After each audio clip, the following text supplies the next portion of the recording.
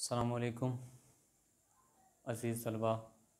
Online lecture के साथ मैं शकील अहमद आपसे मुखातिब हूँ। साल नहम और दहम के हवाले से हम शेरी इस्तिलाहात के हवाले से हम दूसरा लेक्चर आज शुरू करेंगे। पिछले लेक्चर में हमने मतला, मक्ता, काफ़िया, रदीफ़ इन हवाले से पढ़ा। आज हम तलमी, सनत तज़ाद, हुस्न तालील और तजनीस के हवाले से पढ़ेंगे। जिन्होंने पिछला लेक्चर नहीं देखा वो देख लें ताकि कड़ी से कड़ी मिलती जाए, क्योंकि हमने हिस्सा गज़ल और नज़म शुरू करना है तो उनके लिए ये तमाम चीज़ें बहुत ज़रूरी हैं। तो सबसे पहले हम स्टार्ट करेंगे तलमी से। कलाम में किसी भी किस्से को बयान कर देना, भले वो नस्र की सूरत में हो, नज़म की सूरत में हो, शेर की सूरत में हो, जिससे पूरे वाक़े की तरफ आप इशारा कर दें किसी एक लफ्ज़, किसी एक जो है वो अल्फाज की मदद से। जैसे मिसाल में मैंने दिया, इब्ने मरियम हुआ करे कोई, इब्ने मरियम, मरियम का बेटा, ईसा अलैहिस्सलाम, मेरे दुख की दवा करे कोई, गालिब का शेर है। कहता है कि ईसा जैसा कोई हो जो मेरी दुख दर्द की तकलीफ़ की जो है वो उसका इलाज करे, कोई आके उसका हल निकाले। क्यों? क्योंकि ईसा अलैहिस्सलाम अल्लाह के हुक्म से मुर्दा इंसान के या बीमार इंसान के जिस्म पे हाथ फेरते थे और अल्लाह के हुक्म से उसको शिफा हो जाती थी। तो गालिब भी यही कहता है कि इब्ने मरियम हुआ करे कोई। तो अब इब्ने मरियम इसमें तलमी है, मरियम का बेटा। और भी अशार हैं, बेखतर कूद पड़ा आतिश नमरूद में इश्क। अब आतिश नमरूद में कौन कूदा था? अब वो भी इसकी तरफ जो है वो इशारा है। आतिश नमरूद का ज़िक्र आता जाता है तो कोहे तूर का ज़िक्र आए, हम मूसा अलैहिस्सलाम को लेते हैं।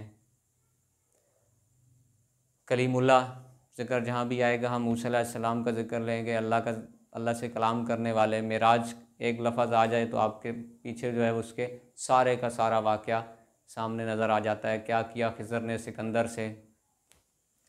तो किसी एक लफ्ज़ की मदद से, भले वो नसर का हो, नसर में आया हो या नज़म में आया हो, आप पूरे वाक़े की तरफ आपको पता चल जाए कि इसके पीछे क्या हुआ था।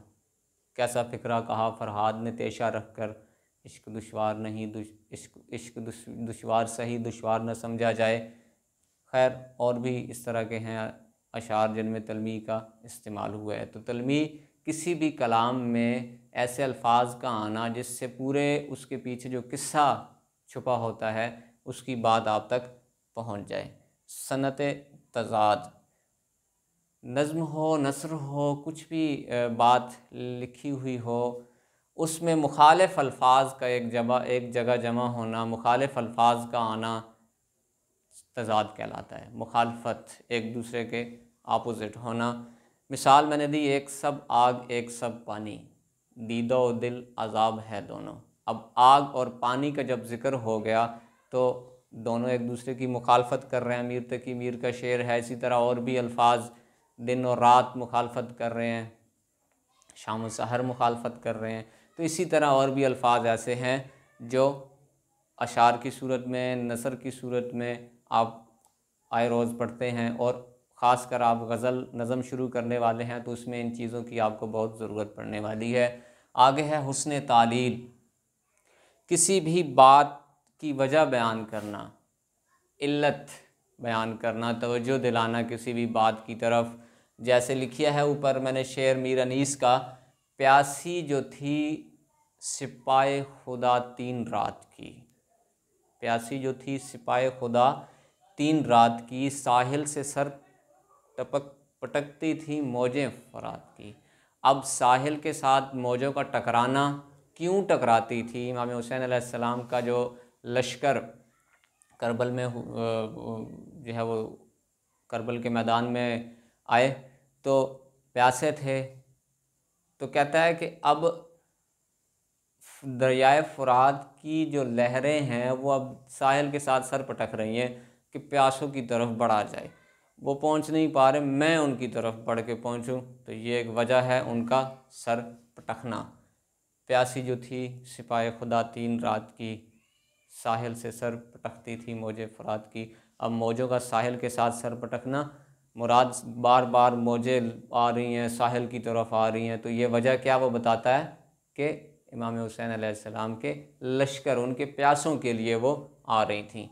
और दूसरा आगे एक शेर मैंने एक और लिखा गालिब का, ज़ेरे ज़मीं से आता है जो गुल सो ज़र बकफ, ऐसा फूल जो ज़मीन से उगता है और अपनी पत्तियों और पोलन और इन चीज़ों के ज़रिए अपने जो है वो हाथों पे ऐसे समझे हथेली पे सोना उगा के लाता है। सोना ही होता है, ज़ाहिर सी बात है, जब वो ज़मीन से निकलता है तो उसकी हालत ही कुछ नहीं होती, लेकिन जब वो फूल बन जाता है, पौधा बड़ा होकर फूल बन जाता है, उस पर तो कितना खूबसूरत लगता है।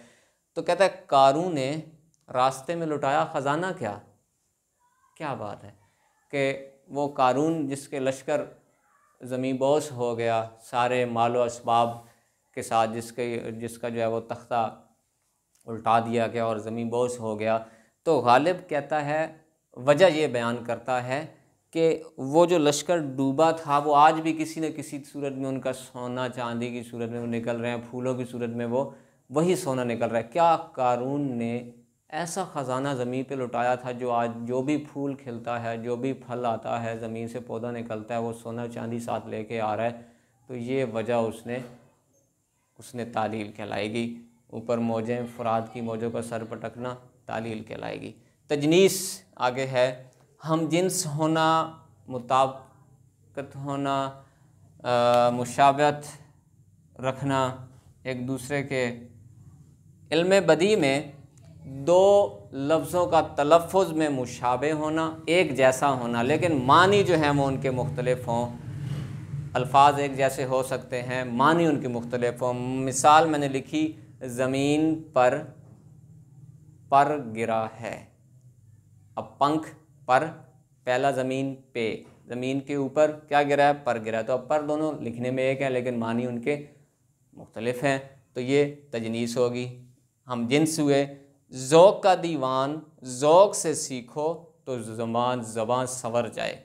अब ज़ौक़,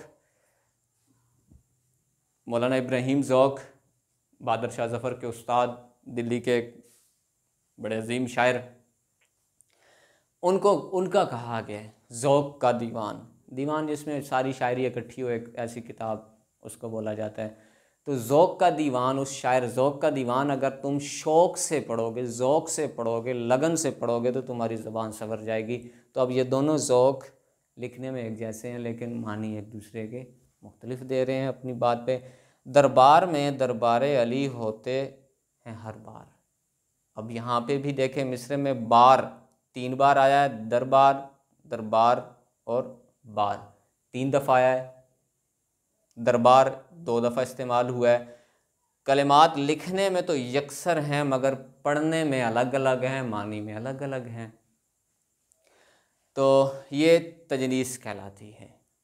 फिर एक दफ़ा देखें, तलमी है, किसी भी एक लफ्ज़ की मदद से आप पूरे किस्से को समो देते हैं उस लफ्ज़ के अंदर। और तज़ाद है, एक दूसरे की मुखालफत में अल्फाज का आना। हुस्न तालील है, वजह बयान करना, इल्लत बयान करना, तवज्जो दिलाना किसी अल्फाज की मदद से, किसी भी वाक़े की तरफ जो है वो तवज्जो मरकूज़ करना। जैसे मैंने शेर लिखा था, प्यासी जो थी सिपाही खुदा 3 रात की, साहिल से सर पटकती थी मौजे फ़रात की। तो सर पटकना मौजों का क्यों था, क्योंकि वो लोग प्यासे थे, उसलिए था। अब ये वजह हो गई। या उन्होंने कहा, गालिब ने ज़ेरे ज़मीन से आता है जो गुल सर बकफ़, कारून ने रास्ते में लुटाया ख़जाना। क्या फूलों का ज़मीन से निकल के आना, सोने चांदी लेके आना साथ, तो इसकी वजह क्या बताता है? कहता है कारून ने जो ख़जाना लुटाया था ये वही निकल रहा होगा शायद। तजनीस है, हम जिन्स कर होना, मुताबिकत होना, मुशाबहत होना, ऐसे अल्फाज जो देखने में, पढ़ने में, लिखने में एक जैसे होते हैं लेकिन उनके मानी अलग होते हैं ज़रूरत के मुताबिक। मैंने मिसाल दी, ज़मीन पर, ज़मीन के ऊपर पर गिरा है, पंख परिंदे का किसी का गिरा है वजह से। ज़ौक़ का दीवान, ज़ौक़ से सीखो तो ज़बान संवर जाए। अब एक ज़ौक़ शायर है और दूसरा ज़ौक़ इंटरेस्ट है, लगन है, शौक़ है। तो अब दोनों लिखने में एक जैसे हैं और पढ़ने में मुख्तलिफ हैं। इसी तरह नीचे मैंने दरबार में दरबार अली होते हैं हर बार, ये भी अब दरबार 2 दफ़ा आया, बार 3 दफ़ा आया, लेकिन लिखने में हर जगह और पढ़ने में अलग अलग होगा। अज़ीज़ तलबा, मज़ीद अगले लेक्चर में हम तशबीह, इस्तिआरा, किनाया और जो मज़ीद मजाज़ मरसल वगैरह रहते हैं वो हम करेंगे। तब तक के लिए अपना ख्याल रखें। अल्लाह हाफ़िज़।